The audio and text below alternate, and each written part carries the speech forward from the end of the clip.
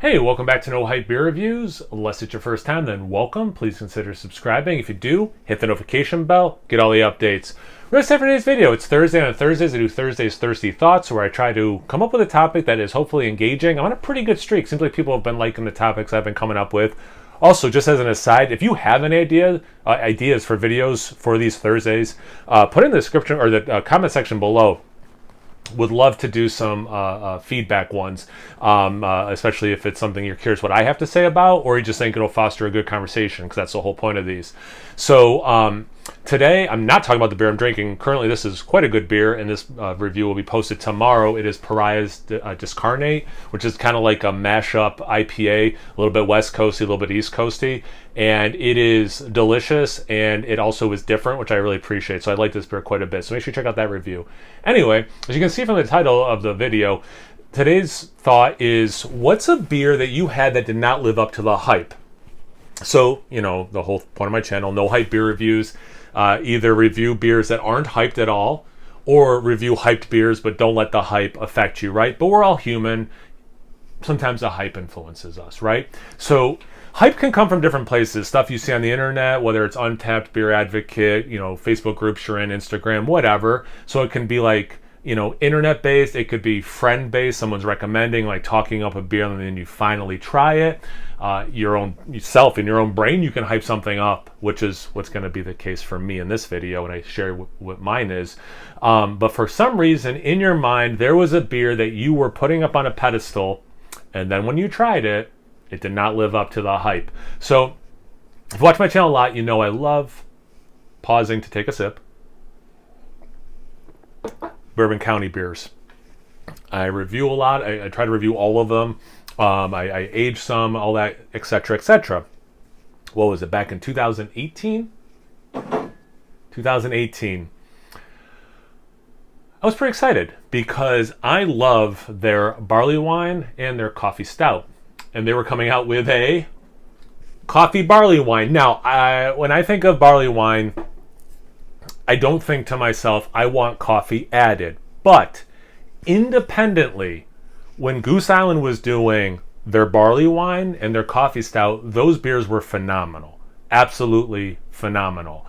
And when I first got into craft beer and started liking stouts, and I had regular Bourbon County, I was like, I'm hooked. Bourbon barrel aged beers, I am hooked. And at that time, you did not get the barley wine and the coffee stout in New York. You had to trade for it, beg for it, whatever. And then I finally scored some, and they totally lived up to the hype for me. They were phenomenal. I just saw a Facebook memory where my buddies and I shared our first coffee stout, and we said, because I think at the time it was on one of those beer advocate lists, it was considered the second best beer in the world. So we're like, getting to check off the second best beer in the world. Yes, we were totally those guys who were checking our beers off. Anyway, I printed that list and I would check off as I tried those top 100 beers. Anyway, that was a long time ago.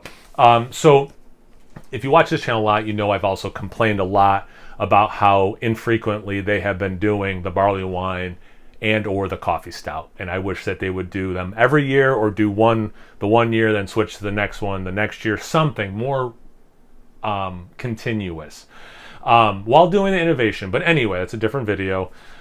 So when this one was coming out, I was pretty excited. I'm like, cool, the barley wine. I love the barley wine. I love what they do with coffee and the stouts.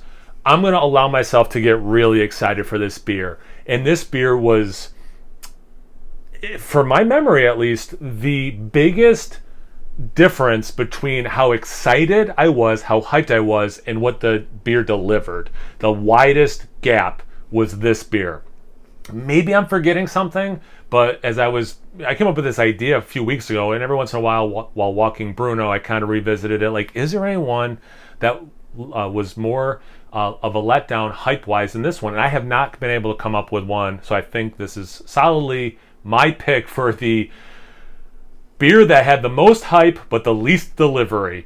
And it just did not work at all. And I have this one bottle left, and I'm thinking the next time we have Beertuber Palooza, we've kind of gotten in the habit of bringing some of what we consider the world's worst beers. Founder's Lizard of Kaz, for example. I think I'm going to bring this one, and not that this is the worst beer in the world, but how good this beer should be and how good this beer is. I think it's a contender for worst beer. Not to spoil that. Well, that's me done rambling. What do you think? What is the top beer that you had that did not live up to the hype that you had in your head? Love to hear about it in the comment section below. Let's get those conversations going. You know what's been cool too is sometimes I see commenters comment on other people's videos and I get like that which gets more conversation going. Like, that's awesome. Like, I love interacting, but it's even cooler for me when I'm interacting, but also you guys are interacting. So I love that. So definitely, if you have thoughts, put them down in the comment section. Let's get those conversations going. Once you're done doing that, make sure you check me out on Instagram and Untapped. It's No Hype Beer Reviews at both those places. So please like, comment, subscribe, and most importantly, imbibe. Cheers, everyone.